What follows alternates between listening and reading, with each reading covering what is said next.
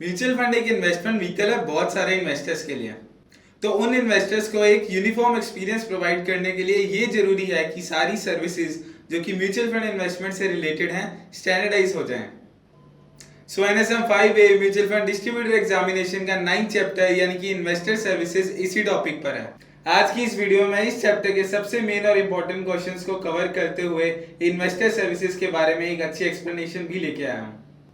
हम ऑलरेडी अपनी पिछली वीडियोस में लास्ट 8 चैप्टर के क्वेश्चन बैंक्स कवर कर चुके हैं, जिन्हें आप आई आइकन पर जाकर देख सकते हैं। अगर आपके उन चैप्टर्स को लेकर कोई भी डाउट्स हो तो please feel free to WhatsApp us on 7217746224। आगे बढ़ने से पहले मैं Aditya Birla Sun Life AMC को भी थैंक यू बोलना चाहूंगा।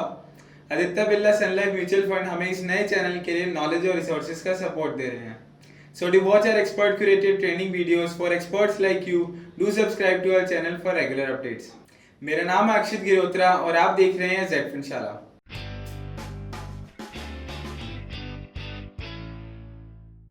तो आइए, जैसा मैंने पहले भी बताया, आज हम देखेंगे चैप्टर 9 के क्वेश्चंस। इन क्वेश्चंस को समझ लेने के बाद डेफिनेटली आपकी अंडरस्टैंडिंग और भी स्ट्रांग होगी और एग्जाम की तरह की क्वेश्चन से भी फेमिलियरिटी हो जाएगी। तो चलिए स्टार्ट करते हैं हमारे पहले क्वेश्चन से। What term is used to describe the net asset value of the scheme after the dividend is paid out? Remember, the NAV would have dropped to the extent of the dividend paid. The options are ex-dividend NAV, come dividend NAV, lower NAV या फिर dividend NAV। इसका right answer A है, यानी कि ex-dividend NAV। Mutual fund scheme द्वारा dividend pay out हो जाने के बाद में कम हुए NAV को ex-dividend NAV कहा जाता है। और वहीं डिविडेंड अनाउंस होने के बाद से लेकर जब तक वो इन्वेस्टर्स को पे नहीं किया जाता है उस NAV को कम डिविडेंड NAV बोलते हैं। आइए बढ़ते हैं हमारे अगले क्वेश्चन की तरफ। At what price are the bonus units issued to the unit holder? The options are the price is decided by the AMC in consultation with the trustees, the bonus units are allotted free of cost at the prevailing NAV और at the prevailing NAV divided by the bonus ratio.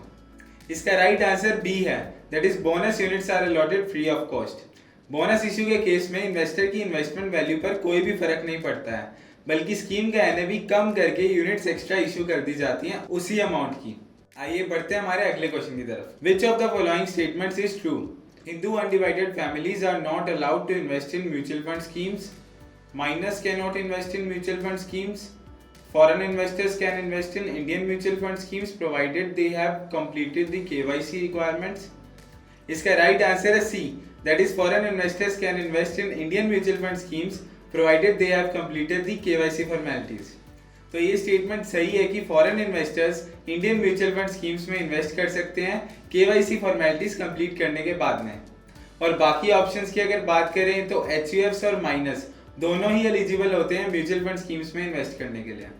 आइए अगला question देखते हैं। Whose KYC need to be completed in case of an application by a minor? The options are the minor, the guardian, any family member of the minor or no KYC is required in case of applications by a minor। B option इसका right answer है। Minor की investment के लिए guardian की KYC complete होनी चाहिए। बढ़ते हैं हमारे अगले क्वेश्चन की तरफ। How many maximum bank accounts can a resident individual investor register with a mutual fund folio? The options are 1, 2, 3 और 5।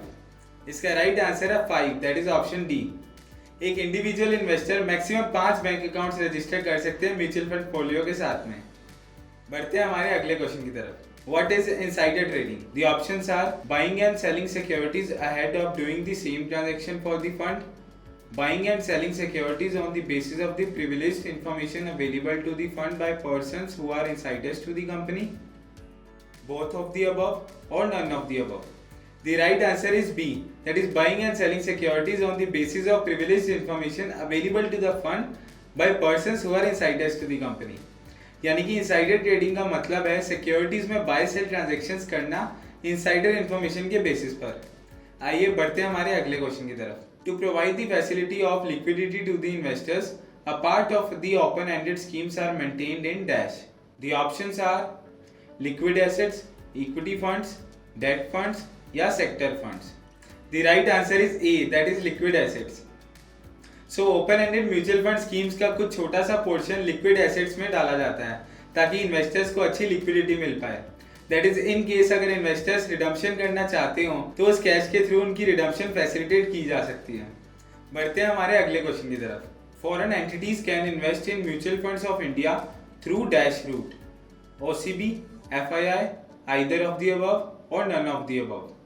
सो इसका राइट आंसर है बी, दैट इज एफआईआईज, यानी कि फॉरेन इंस्टीट्यूशनल इन्वेस्टर्स। और ओसीबीज की बात करें तो ओसीबी का मतलब होता है ओवरसीज कॉर्पोरेट बॉडी, उसके through foreign entities mutual funds में इन्वेस्ट नहीं कर सकते। सो बढ़ते हैं हमारे अगले क्वेश्चन की तरफ। A systematic withdrawal plan is ideal for the options are investors with growth as the main objective, investors who wish to benefit from market fluctuations, investors who prefer a regular income stream, या फिर investors who are not sure about themselves। So इसका right answer है C, यानी कि investors who prefer regular income। So systematic withdrawal plan के जरिए investor एक amount specify कर सकते हैं जो कि उनके म्यूचुअल फंड यूनिट बैलेंस से विड्रॉ होकर उनके बैंक अकाउंट में आ जाएगा। अगर इसे सिस्टमैटिक वे में प्लान किया जाए तो इन्वेस्टर्स अपनी regular income requirements SWP plan के थ्रू पूरी कर सकते हैं। आइए बढ़ते हैं हमारे अगले क्वेश्चन की तरफ। A switch transaction is not a sale transaction under the income tax regulation. The options are true और फॉल्स। बी, इसका राइट आंसर बी है, यानी कि फॉल्स। स्विच ट्रांजैक्शन में भी एक तरह की सेल ही होती है, यानी एक तरीके से पिछली स्कीम से रिडम्पशन करके नई स्कीम में वही सेम पैसा इन्वेस्ट किया जाता है। सो जहां पर रिडम्पशन हो रहा है उसे सेल ही कंसीडर किया जाएगा। आइए बढ़ते हैं हमारे अगले क्वेश्चन की तरफ। ये एक fill in the blanks question है। Dash is a process whereby an investors investments in a physical form are converted into a digital record. The options are rematerialization, digitalization, dematerialization या फिर depository. इसका right answer C है, यानी कि dematerialisation. सो dematerialisation एक ऐसा process है जिसके जरिए फिजिकल फॉर्म में हुई इन्वेस्टमेंट को डिजिटल में कन्वर्ट किया जा सकता है। आइए बढ़ते हैं हमारे अगले क्वेश्चन की तरफ। Dash can be bought and sold throughout the day from the stock exchange. The options are gold funds, international funds, exchange traded funds या फिर गोल्ड सेक्टर फंड्स। इसका राइट आंसर सी है, यानी कि exchange traded funds. सो जैसा कि नाम से ही समझ में आ रहा है, एक्सचेंज ट्रेडेड फंड्स एक्सचेंज पर ट्रेड करते हैं। सो जाहिर सी बात है कि स्टॉक्स की तरह इन्हें भी खरीदा या बेचा जा सकता है थ्रू आउट द डे। आइए बढ़ते हैं हमारे अगले क्वेश्चन की तरफ। Which of the following is untrue of a systematic investment plan.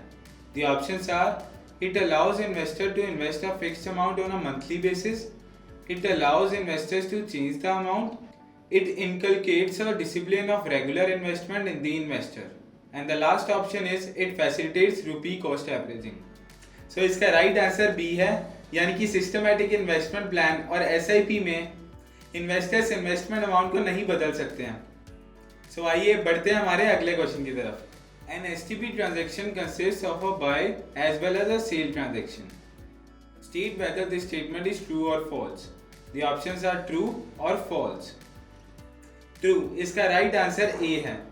So STP यानी सिस्टमैटिक ट्रांसफर प्लान के केस में दोनों ही बाय और सेल ट्रांजैक्शंस होती हैं, क्योंकि एक स्कीम से पैसा रिडीम होकर दूसरी स्कीम में इन्वेस्ट कर दिया जाता है।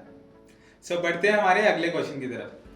Nomination is only an authorization for the mutual fund to transfer the units to the nominee in the event of demise of the unit holder. The options are true और false. इसका right answer true है। सो जैसा कि आप में से कई लोग समझते होंगे कि नॉमिनी स्पेसिफाई कर देने पर आप म्यूचुअल फंड कंपनी को डायरेक्ट करते हैं कि अगर आपकी डेथ हो जाती है तो इन दैट केस आपकी यूनिट्स ट्रांसफर कर दी जाएंगी उन नॉमिनीज को। आइए बढ़ते हैं हमारे फाइनल क्वेश्चन की तरफ। ये एक fill in the blanks question है। Redemption is dash.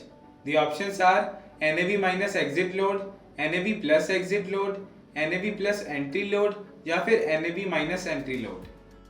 सो इसका राइट आंसर ए है, यानी कि NAV minus exit load. So अगर इन्वेस्टर की म्यूचुअल फंड इन्वेस्टमेंट में एग्जिट लोड का टाइम पीरियड नहीं खत्म हुआ है तो इन दैट केस अगर वो रिडम्पशन करते हैं तो एनएवी माइनस एग्जिट लोड करके ही उन्हें पैसा दिया जाएगा। और बाकी अगर एंट्री लोड की बात करें तो अभी म्यूचुअल फंड्स में एंट्री लोड एप्लीकेबल नहीं है। सो ये तो था एनएसएम 5A के चैप्टर 9 के कुछ प्रैक्टिस क्वेश्चंस के बारे में। अगर आपके इन क्वेश्चंस को लेकर या फिर किसी भी और चैप्टर के क्वेश्चंस को लेकर कोई भी क्वेरीज हो तो आप नीचे दिए गए कमेंट बॉक्स में डाल सकते हैं। अगर आप भी जेड फंड्स के साथ जुड़कर म्यूचुअल फंड एडवाइजर बनना चाहते हैं तो अभी हमें व्हाट्सएप करें 7217746224 पर।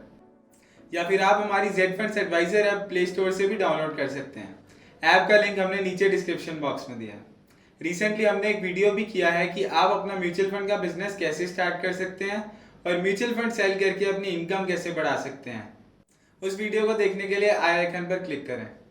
इस वीडियो को लाइक करना और हमारे चैनल को सब्सक्राइब करना ना भूलें। Thank you for watching Z fund शाला।